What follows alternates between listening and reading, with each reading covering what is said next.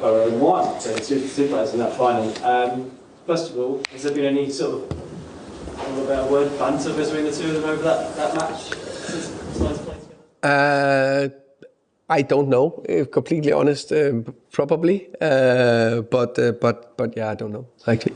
Obviously, that game was probably, there was one particular moment where Colin Moana goes through, has a shot, it's saved by Martinez. It's what a lot of people will remember him for. And then afterwards, he went back to Frankfurt and had this unbelievable goal-scoring spell, sort of bouncing back from that difficult moment, getting moved to PSG. He's had a sort of difficult couple of years at PSG, obviously on loan, he's on loan here. What kind of character are you getting in Moani, and what kind of mentality, I suppose? Everything, the references, of course, we took before we signed him, and everything I've seen so far is very promising, very good. I would like to say a little bit more when I know him a little bit more in depth, because I think that's the most fair reflection. Because obviously I've been with him for 2 weeks, something like that, even less maybe. But promising, positive, yeah. And you seem to be like a manager who's very keen on the details of the set pieces. There was a throw-in that Lucas had, I think it's for West Ham, where it was a foul throw. Doesn't happen that often, I suppose. But just wonder, things like foul throws, do they bother you more than your average manager? Oh, good question. I think I'll definitely be irritated about it, but that should be very simple to avoid that. Yeah, so the answer is yes. And just finally, this has been, you talked about the start so far, the structure being the biggest strength at the moment as you're starting to build or starting to play and players getting used to the attacking style you want to play. There's a lot of talk over the years about the Tottenham way, the way Spurs like to play. What is ideally the Tottenham way to you? But I think I said that one of my first times. I think it's extremely important that we are brave and we are offensive and we play forward. I think that's crucial. Over the years, all the teams have been part of, we scored a lot of goals, and I'm convinced we will continue that way, because that's the way Tottenham should play and will play. But I think playing offensive and brave and forward is extremely important. But if you want to achieve something big and consistently over the years, you also need to be pretty good at defending.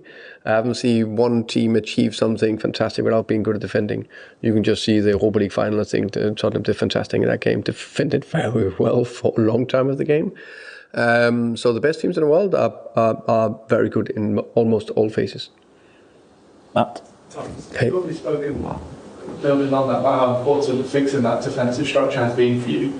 I wonder, is it sort of natural that adding, getting the team to attack as effectively as you want, is it natural that that's maybe a longer process, and what are I guess maybe the different challenges for that? Is it more difficult? Yeah, I think the most difficult thing in football is to try to score a goal. It's a low scoring game compared to a lot of other sports or other games.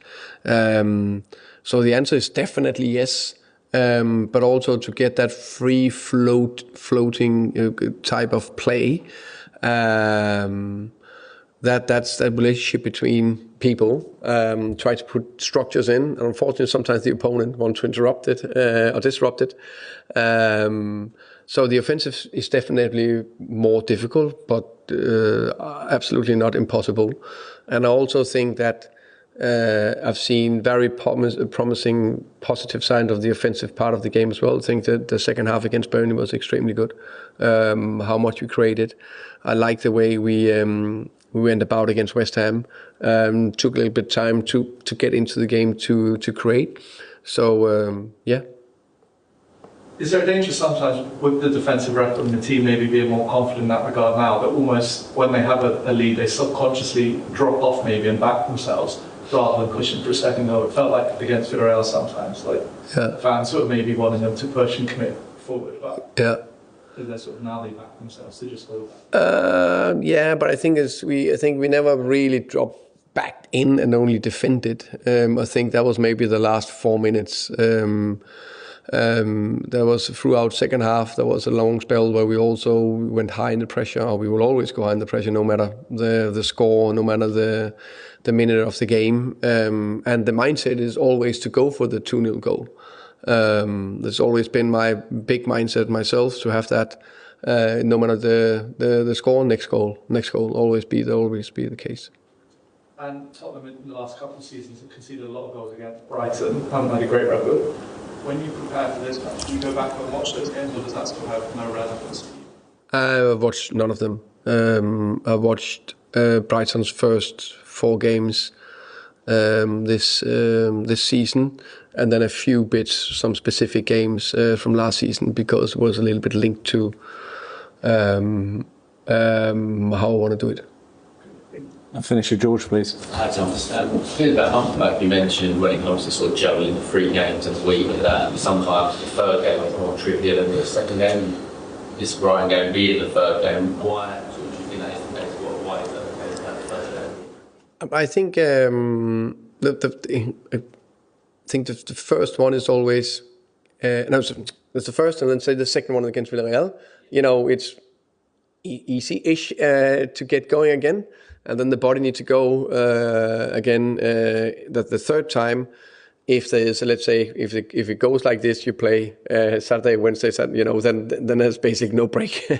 But if it's like 3 games and then a free week and 3 games, then it's definitely always the third game that is the trickier one, but not impossible. It's just a physical, but mainly mental side of the game. I think the best teams, the best players, they can consistently going. And this stage of the season should be no problem. We're in September. If we have a challenge now, it'll be very, very tricky in December and January, February, March, 4 months. So we will be ready.